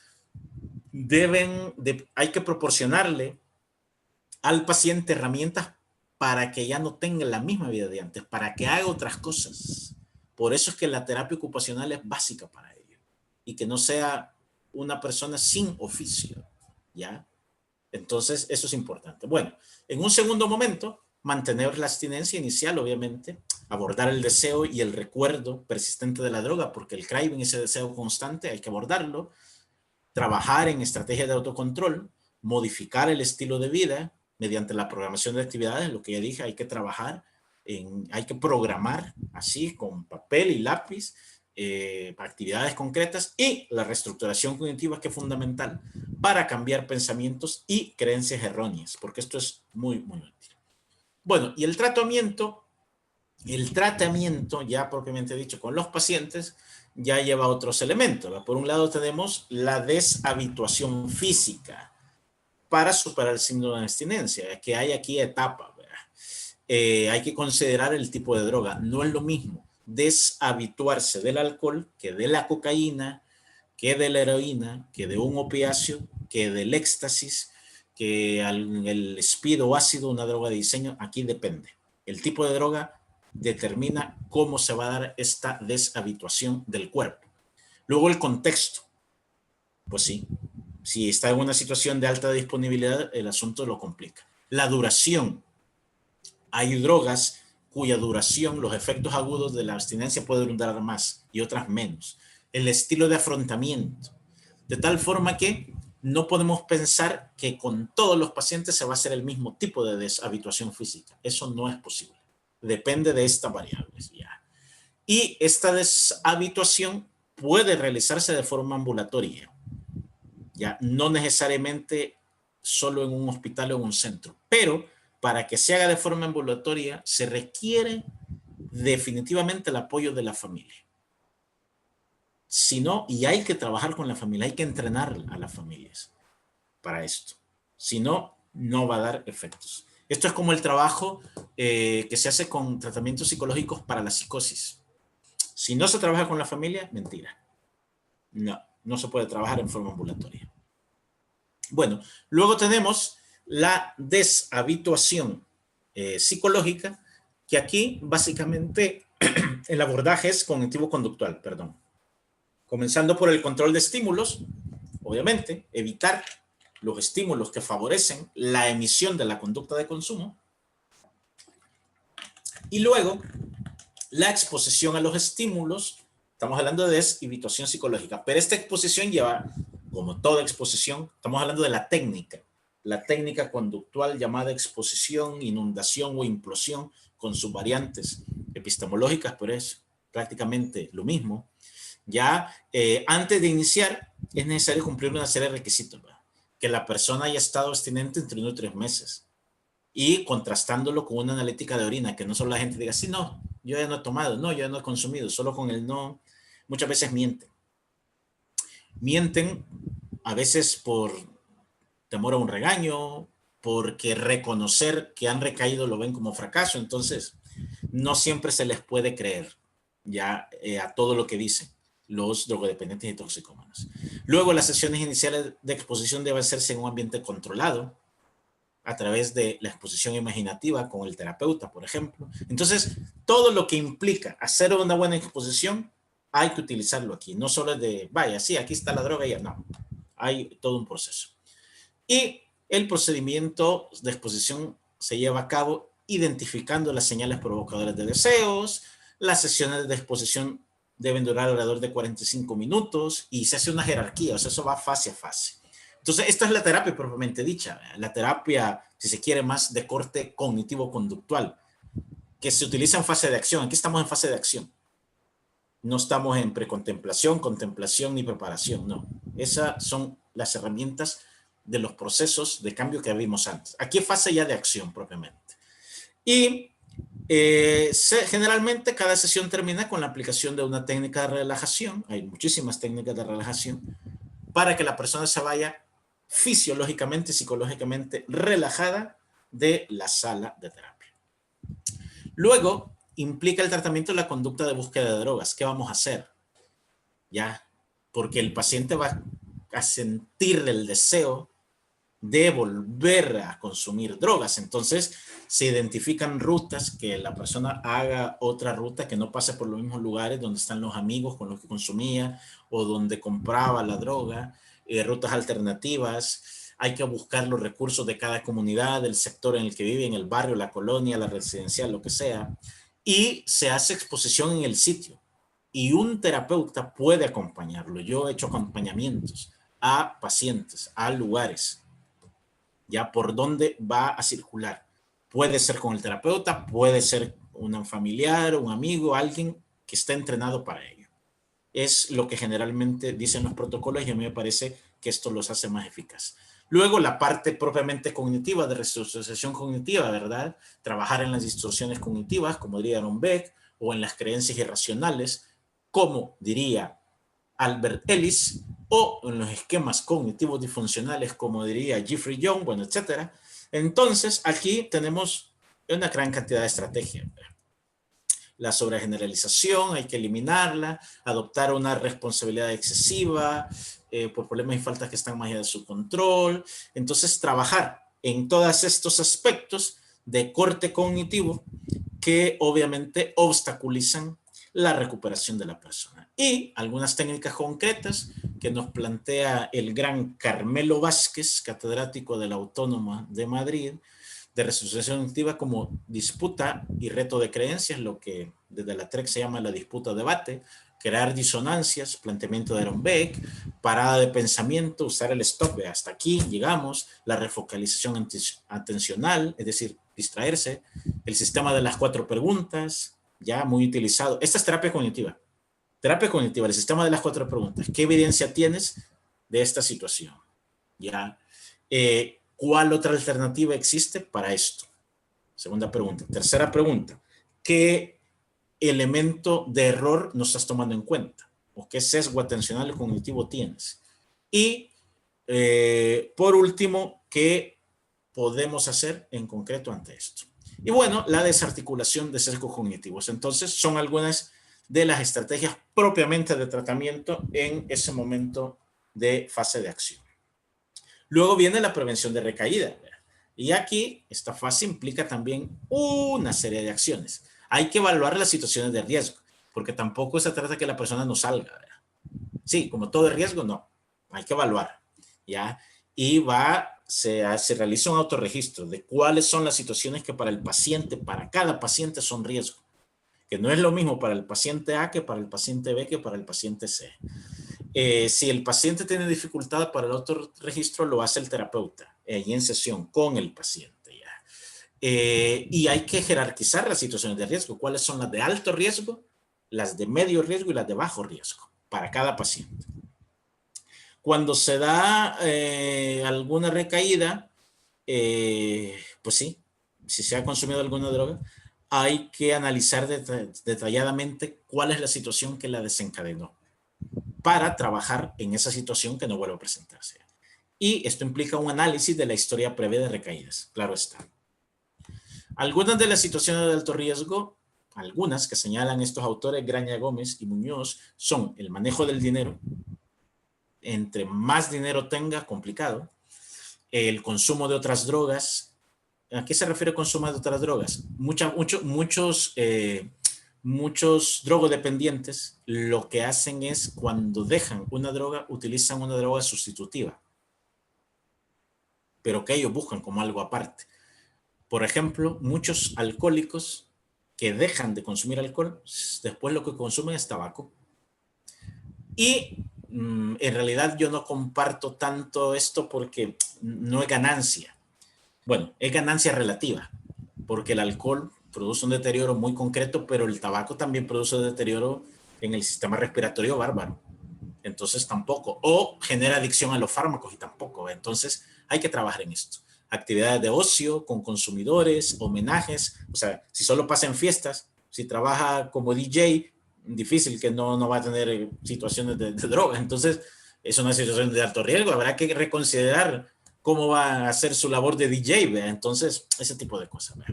Bueno, factores de riesgo y señales de aviso, que siempre hay que hacerlos en función de cada persona, y algunas pautas de pensamiento y actitud de recaída son como estas: sentimientos y estado de ánimo negativo, idealizar el efecto de estar colocado, es decir, es que cuando estoy con la droga me siento, o sea, se idealiza, ¿verdad? Poner a prueba el control personal, el deseo de gratificación. Esto es bien importante. Si la persona no tiene ningún otro placer en la vida, pues tiene que tenerlos. Debe de procurarse placeres. La alimentación, una comida rica, saludable, sana, un paseo a la playa, al campo, que haga algo que le gusta, que pueda ir a ver un partido de fútbol que le guste.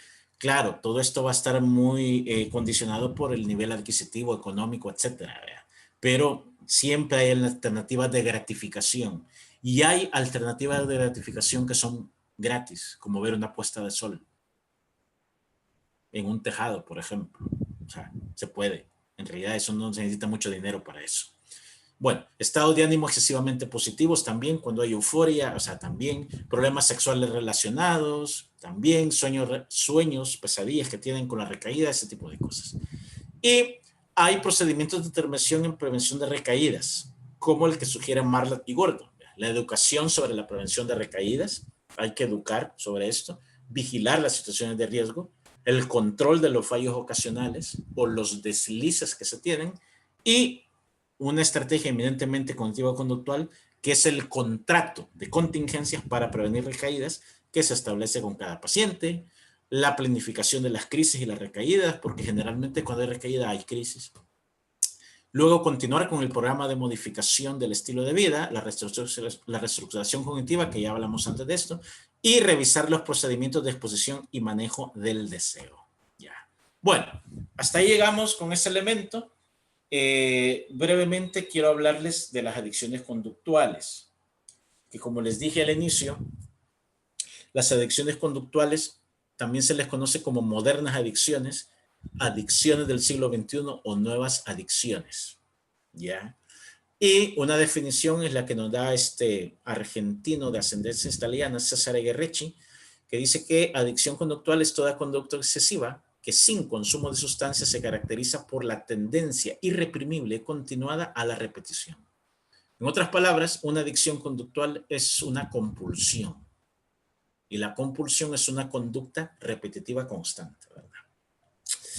Ahora bien, no toda afición o conducta frecuente representa una adicción conductual. Tampoco es un vicio, como dije antes, porque la palabra vicio es una categoría moral y la palabra afición es un gusto o preferencia. De tal forma que hay que tener cuidado de no patologizar las aficiones o los gustos o las preferencias. Porque alguien puede disfrutar de los videojuegos y eso no significa que sea adicto a videojuegos. Es un aficionado.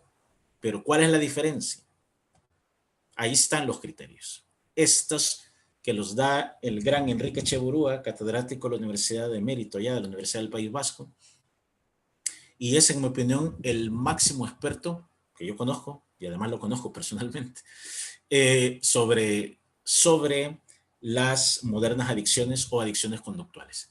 ¿Cuáles son los criterios para distinguir si alguien de verdad tiene una adicción a Internet o solo una afición, una adicción a la comida o solo una afición, una adicción al sexo, solo una afición? Son estos criterios. Primero, la pérdida de control. Que la persona diga, quiero parar, pero no puedo. No puede. No puede evitar. Segundo, la fuerte dependencia psicológica. Aquí hay dependencia, hablamos de psicológica, no física, porque como no hay sustancia. Lo psicológico genera estados físicos. La química interna, la liberación de endorfinas por la adicción a la compra, que es de las que están más en boga, justamente. Ya, fuerte dependencia psicológica. Pienso que si no compro, no vivo, no funciona. La tolerancia, cada vez voy aumentando la dosis, cada vez necesito más. Más. Realizar esta conducta 1, 2, 3, 4, 5 veces. En este momento, yo estoy atendiendo a una paciente con adicción al sexo.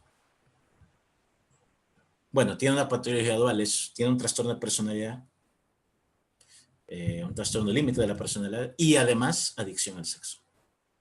Literal, así con estos criterios. Luego, la pérdida de interés por otras actividades gratificantes. Es decir, si la persona lo único que quiere es esa conducta y no le divierte nada más, ese es otro criterio. Si a él o a ella le gusta el videojuego, pero le dicen, mira, vamos a la playa. Vaya, vamos a la playa. Y deja el videojuego, entonces no es adicto.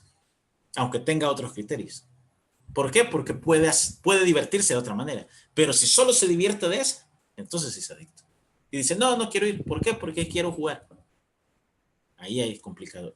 Y sobre todo interferencia grave en la vida cotidiana, que puede ser laboral, educativa, emocional. Por ejemplo, no va a las clases o deja de trabajar por estar en su conducta adictiva. Ahí sí es complicado. O pierde responsabilidad de sus acciones, de su vida adulta, ya como padre, como madre, como empleado. Entonces, si hay interferencia grave en la vida cotidiana, eso ya. Las últimas dos criterios, el cuarto y el quinto, es determinante. Los primeros tres, digamos que son compartidos hasta cierto punto por las otras drogodependencias. Las últimas dos no. Y son las determinantes. Es importante señalar que algunas de estas adicciones son reforzadas por la sociedad actual. Por ejemplo, al trabajo o a las nuevas tecnologías. Pues sí. Es decir, hay lo que algunos autores llaman, por ejemplo, las workaholic, que es el término que se utiliza en inglés, adicción al trabajo. Esa es una adicción respetable. Porque sí, trabaja mucho, y qué bueno, ¿verdad? Pero en realidad, si interfiere, si por trabajar no voy a comer, yo solo en mi experiencia clínica, que tengo 20 años de trabajar en la clínica, en mi experiencia clínica solamente he tenido a un paciente en mi clínica con adicción al trabajo. Un empleado de un ejecutivo de un banco. Y él llegaba a terapia con 2 teléfonos celulares en el 2012, que fue cuando lo atendí. Y lo veía al mediodía, a la hora del almuerzo, de comer. Y él decía que estaba en el banco a las 7 de la mañana y se iba a las 10 de la noche. Tenía 30 años y había llegado a terapia porque sus médicos ya padecía diabetes y de hipertensión. De hecho, era obeso. Ya le había dicho, el médico le dijo, no, usted tiene que ir a terapia psicológica, busque un psicólogo. Por eso fue, no porque él no, ni se le ocurría por la mente. Para él trabajar era lo normal, pero a ese ritmo no. Entonces, en este sentido, Alonso Fernández sostiene que lo que caracteriza a una adicción sin droga no es el tipo de conducta, sino la forma de relación que se establece con ella, es decir, con la conducta. ¿Cuáles son las principales adicciones conductuales? Tenemos la adicción al juego, ludopatía, videojuegos. Ludopatía, la clásica, casinos, máquinas tragaperras. Adicción a la compra, que cada vez más común. Acaba de pasar el Viernes Negro o Black Friday, que cuando yo era un niño, bueno, hace muchos años, ya tengo alguna edad, tengo 47 años, pero cuando, no sé, hace 20, 30 años, no, aquí en El Salvador no se hablaba del Viernes Negro, era algo solo de Estados Unidos, y hoy en muchos países veo que ya se habla de eso, la adicción a la compra, adicción al trabajo, adicción a la comida, adicción al sexo, adicción a la pornografía, que cada vez es más frecuente. He tenido pacientes también con esta adicción a las nuevas tecnologías, muy común, y adicción al ejercicio físico o vigorexia, que no es tan común, pero también existe. Entonces, estos son algunos aspectos. Bueno, luego tenía pensado hablar de comorbilidad con otros trastornos, pero bueno, brevemente, porque quiero, no sé, que podamos conversar un poco. Brevemente, les he mencionado que se habla de patología dual, y el término patología dual se creó para hablar de trastorno adictivo o trastorno por consumo de determinada sustancia, más otro. Y aquí a veces el trastorno mental puede ser, el otro trastorno mental puede ser el que esté a la base de el trastorno adictivo, o al revés, o ser concomitante. Aquí depende de múltiples variables, ¿ya? Y se habla de comorbilidad. Los síntomas psiquiátricos del otro trastorno pueden ser trastornos del estado de ánimo, pueden ser trastornos psicóticos, pueden variar o aparecer en el curso de la intoxicación aguda o crónica. Fíjense que este tema es delicado y creo que aquí sí valdría la pena mencionar esto. Por ejemplo, hay gente que dice, vaya, mire, pero es que la marihuana, por ejemplo, o el hachís, que son los dos tipos de drogas derivadas del cannabis, no producen psicosis. Pues fíjense que hay datos de estudios que dicen que es el 0.00 no sé cuánto de casos que sí, porque hay una vulnerabilidad del receptor opiáceo, de proceso cerebral. El punto es cómo saber si la persona es vulnerable. El caso es que de 1000 personas, 2 o 3 pueden tener algún síntoma psicótico por consumir una droga, como la marihuana, por ejemplo. Los otros 997 no. Pero ¿cómo saber si usted es de esos 997? O es de los sorteados, digamos, por decirlo de alguna manera, con los otros. Entonces, esto es delicado. Generalmente esos síntomas psicóticos pueden ser agudos y en algunos casos sí puede ser permanente. Pero la persona se dice que ya tenía la precondición, ya tenía la condición premórbida. Entonces, este tipo de cosas son importantes mencionarlo.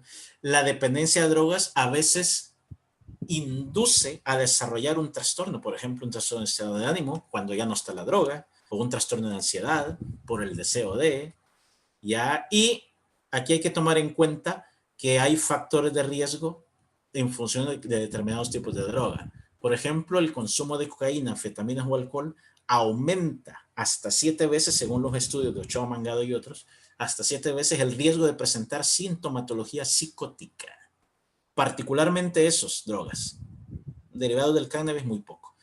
Opiáceos, menos. Su consumo es un factor de riesgo en la génesis de la esquizofrenia, por ejemplo. Así, en los esquizofrénicos con dependencia concomitante presentan una aparición más precoz de los síntomas. Entonces, muchas veces el mensaje es, o lo que les quiero transmitir es que la droga muchas veces está presente con otros trastornos.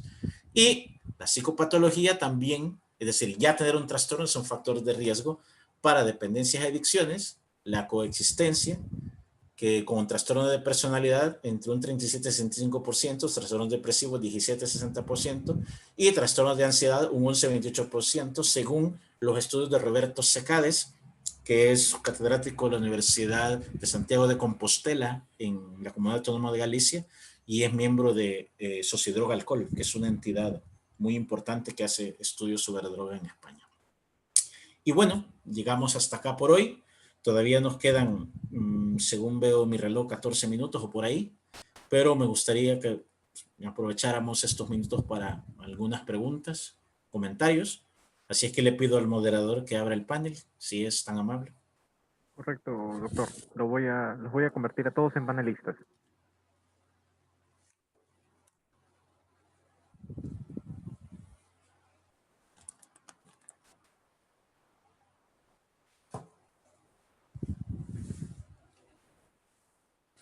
¿Hay alguna pregunta o comentario? ¿Comentario que quieran hacer? No sé, de cómo es la situación, cómo viven esta situación en Perú, por ejemplo. O si son de otro país, no sé. O algo de la Sí, teoría doctor. Justo o quería de la hacerle un experiencia, no sé, como comentario quieran. Ajá. Sí. al respecto.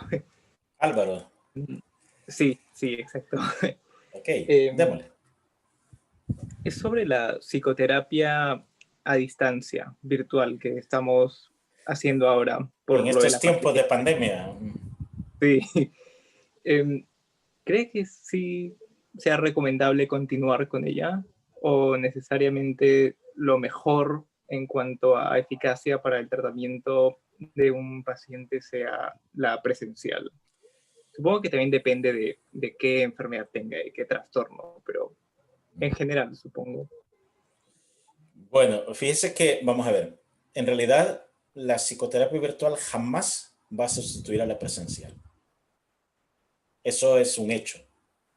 En mi opinión, la psicoterapia virtual es el cuando no es posible o no es viable, como por la pandemia, que se realice lo presencial. Pero jamás ni nunca va a ser lo mismo, porque se pierde mucho de la conducta no verbal del paciente. Luego, aspectos de entorno. A veces yo, en este momento, estoy atendiendo pacientes virtualmente, pero también ya empecé a atender presencialmente. ¿A cuáles pacientes no estoy atendiendo presencialmente? A aquellos que han tenido familiares con COVID o ellos han pasado con COVID y tienen prácticamente pánico o son muy ansiosos a reinfectarse o a infectarse si no se han infectado. Entonces, si ir a terapia le va a generar más ansiedad por salir que por la terapia, entonces, pues ni modo, virtual. Ok. En ese tipo de casos. Luego, hay situaciones en las cuales la psicoterapia es bastante complicada hacerlo a nivel virtual. Por ejemplo, la terapia familiar. En este momento estoy atendiendo una familia. Bueno, mi doctorado es en psicología de la salud y de la familia. Sé hacer terapia de familia. De hecho, tuve la maravillosa oportunidad de estar 3 días en una jornada con Salvador Minuchin, el padre de la terapia sistémico-estructural, ¿ya? Y bueno, y estoy con una familia y hacerlo virtual es más complicado. O sea, se puede, pero se pierde mucho. Además que se necesita un coterapeuta. Entonces, a lo que voy, si no hay de otra, pues ni modo. Pero lo mejor es presencial, ¿ya? ¿Cuándo también resulta difícil? Con pacientes psicóticos. Yo atiendo a 2 pacientes psicóticos con esquizofrenia y los atendía desde antes de que surgiera el COVID, la pandemia en Latinoamérica, y durante 5 meses suspendí tratamiento porque yo no consideré que fuera viable atender a pacientes esquizofrénicos, sobre todo con estas características de esquizofrénicos, virtualmente, por el tema de los delirios. Entonces, el tema de lo virtual podía ser un reforzador de estos 2 pacientes en concreto. A lo mejor otros no, pero ahí hay que evaluar. Y yo, de verdad, en mi opinión, no se va a sustituir nunca lo presencial por lo virtual. Lo virtual es secundario. Eso es lo mismo como cuando se hace una especialidad, que a mí siempre me dicen, pero mire, ¿usted qué opina? ¿Por qué no hacemos un máster o un doctorado virtual? O sea, bueno, si no hay otra alternativa, pues sí, pero jamás ni nunca va a ser que usted vaya al lugar donde se estudie. O sea, yo no hubiera aprendido lo que aprendí si yo hubiera hecho el máster y el doctorado desde El Salvador, aquí en mi casa, que lo que viví allá, estando allá 4 años. El tipo de profesores, docentes, las otras experiencias, lo que se aprende es diferente. Entonces, para mí lo virtual es el ni modo, pero no la opción principal, sin duda. Bien, ¿algún otro comentario o pregunta de alguna otra persona o si no, de Álvaro mismo? No sé. Muchas gracias, doctor, por su respuesta. Ok, Álvaro. Buenas noches. Buenas noches, Catherine Buenas, Francia, ¿verdad? Ajá. Francisca.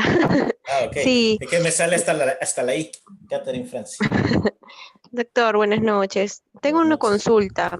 Dígame. Bueno, primera vez que que tengo referentes un tema sobre drogadicción, pero quisiera hacerle un énfasis, ¿no? Y más que sobre todo usted me oriente, porque he tenido pacientes jóvenes, ¿no?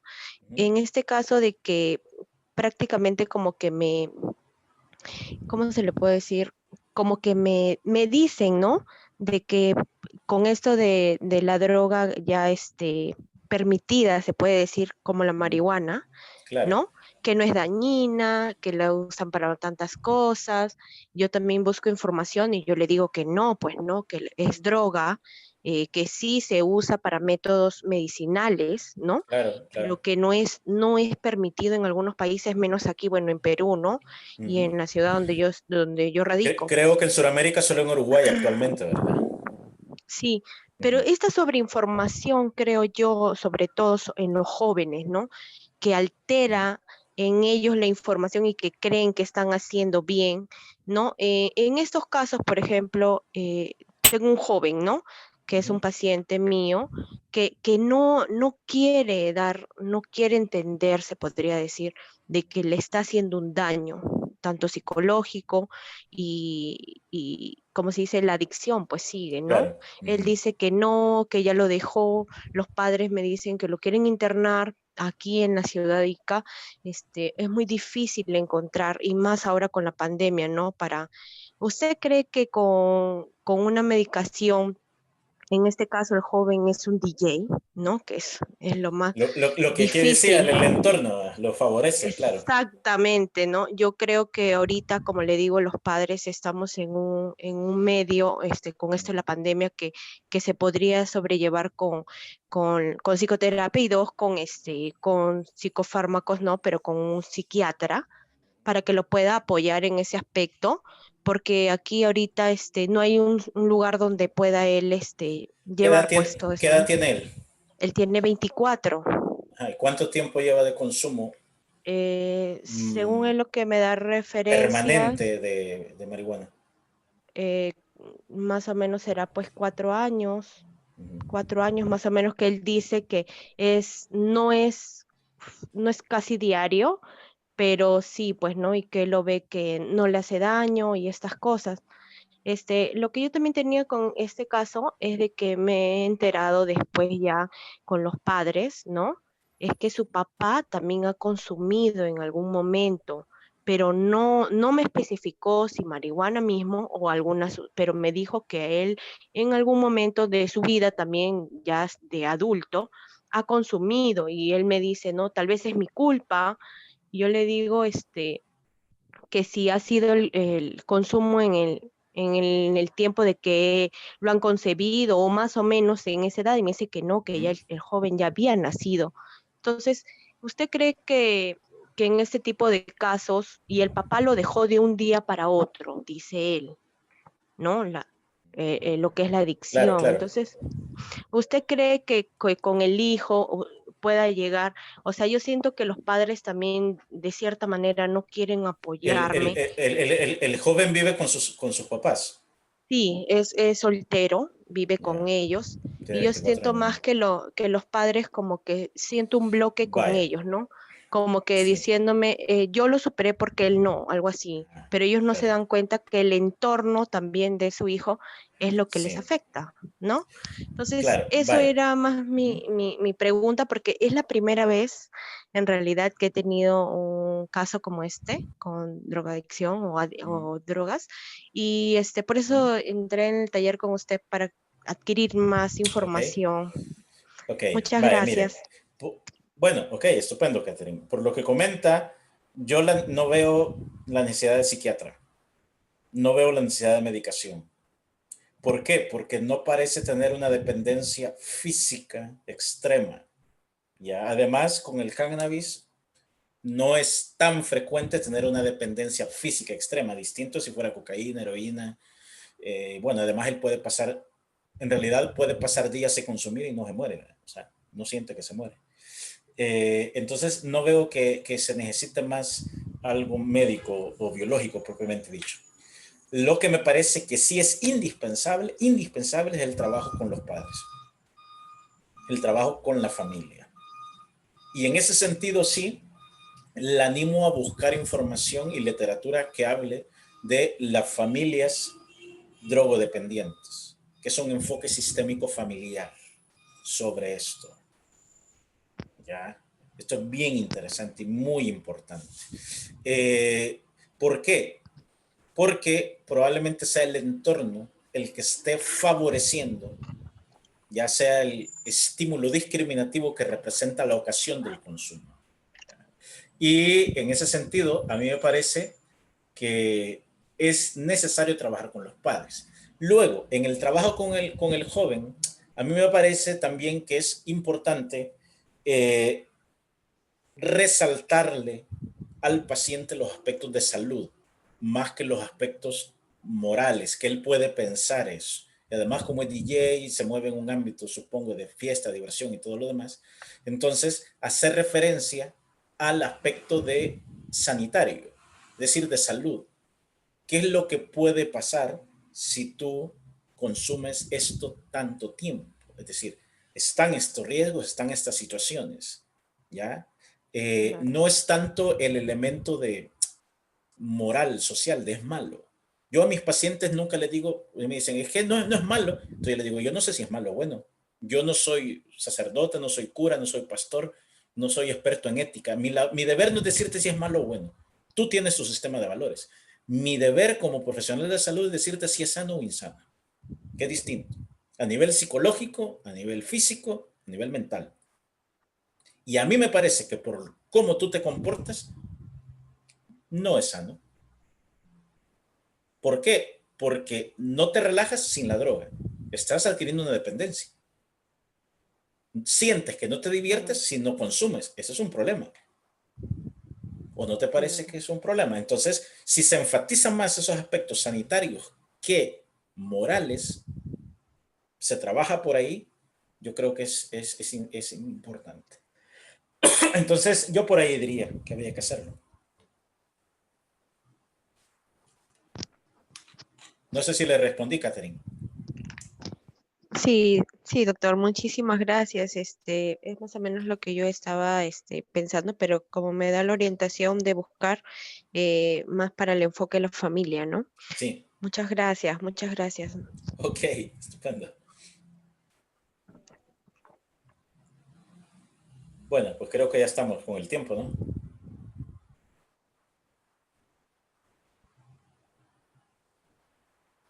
Hola. Hola, buenas noches. Quería hacer Bueno. una pregunta, pero estamos con la hora, entonces. Bueno, pero ¿Normal puedo preguntar? si quiere hacerla, ahí, pregúntele al moderador si le permite. ¿Se puede, esa Rafa? decisión está en sus manos, doctor. La decisión está en mis manos. Mire, pues, bueno, como está en mis manos, sí, le vamos a dar la palabra a Noel. Bien, aquí en Perú existen muchas comunidades terapéuticas para drogadicción. Sobre Sí. todo en Lima, supongo. Sí, pero muchísimas de ellas, un 80%, no cuentan con ningún psicólogo dentro de estas comunidades, ¿no? Entonces, mi pregunta sería, ¿qué tan necesarios? Bueno, yo soy estudiante de psicología y sé la labor del psicólogo, pero ¿qué tan necesario puede ser nuestra labor dentro de las comunidades terapéuticas en comparación del aporte que pueden dar los ex internos, ¿no? Porque tuve una experiencia cercana en la que un ex interno que era el que estaba ahí dirigiendo dijo como que los psicólogos no sirven para esto, ustedes no tienen experiencia, nosotros conocemos esto, yo tengo 25 años, es rehabilitado, entonces como que por ese lado nos dijo, ¿no? Sí, vaya, miren, este tema es delicado. En mi opinión, una cosa es una comunidad terapéutica de autoayuda. Por ejemplo, los alcohólicos anónimos son un tipo de comunidad terapéutica de autoayuda, ¿ya? Pero otra cosa es una comunidad terapéutica de psicoterapia, propiamente dicha. Es decir, con protocolos científicos validados, científicamente estudiados, porque cuando decimos científico no es porque así oye bonito, sino porque se ha estudiado y se ha descubierto qué sirve y qué no sirve. O sea, si no, pues sí, solo es de tratar de yo cuento mi experiencia y a mí me sirvió tal cosa y ya. No, no se trata de eso. Y hay gente que dice, no, yo consumí mucho tiempo, no sé cuánto. De acuerdo, la experiencia de esa persona sirve dentro de una comunidad psicoterapéutica científica propiamente dicha, sirve para canalizarse de determinada manera, pero cada quien ha vivido su propia experiencia. Y los procesos de recuperación varían de persona a persona. Entonces, no es necesario haber sido un adicto para trabajar esto. Así como no es necesario haber sido psicótico o esquizofrénico para tratar la esquizofrenia. Tampoco es necesario tener un trastorno histriónico de la personalidad para poder tratar a un paciente con un trastorno histriónico de la personalidad. Ya, el aprendizaje puede ser de muchas maneras. Evidentemente, influye mucho el conocimiento que tenga, teórico, así como la experiencia supervisada en un primer momento y luego, propiamente, ya con los pacientes. Entonces, una comunidad terapéutica de personas que solamente ayuden por sus experiencias. O, saben, en El Salvador lo que pasa es que yo les dije que en El Salvador no hay comunidades terapéuticas, pero yo me refería a comunidades terapéuticas. El Salvador es un país pequeñito, más pequeño de toda Latinoamérica. No, yo me refería a comunidades terapéuticas científicas, pero en realidad aquí hay grupos de comunidades terapéuticas, entre comillas, sobre todo de tipo cristiano evangélico.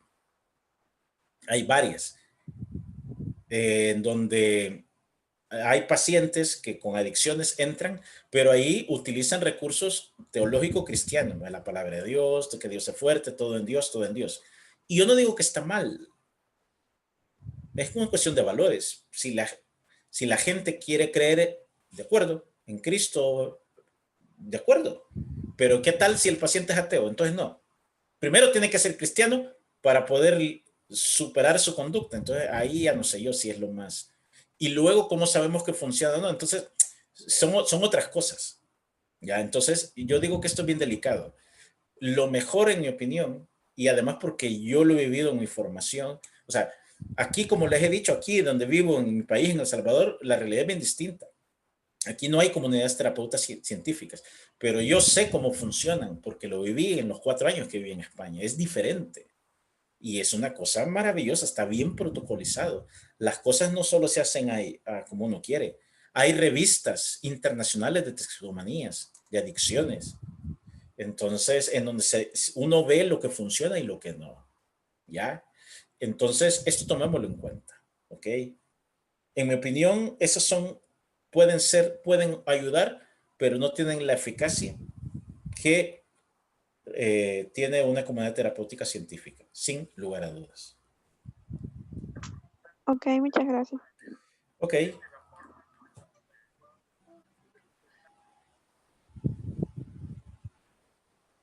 Correcto, doctor. Quizás algún participante tiene alguna otra duda o algún otro comentario. Bueno, al parecer no, dejémoslo hasta aquí entonces. Correcto, doctor.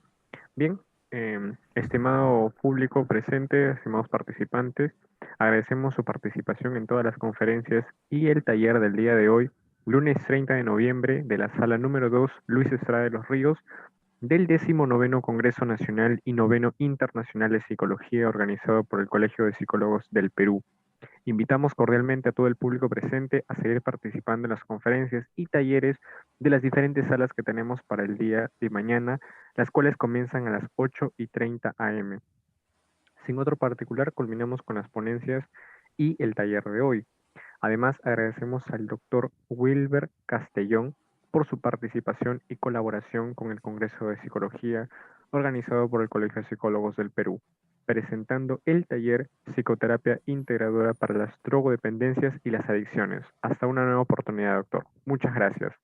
Ok, estupendo. Muchas gracias a ustedes. Un placer.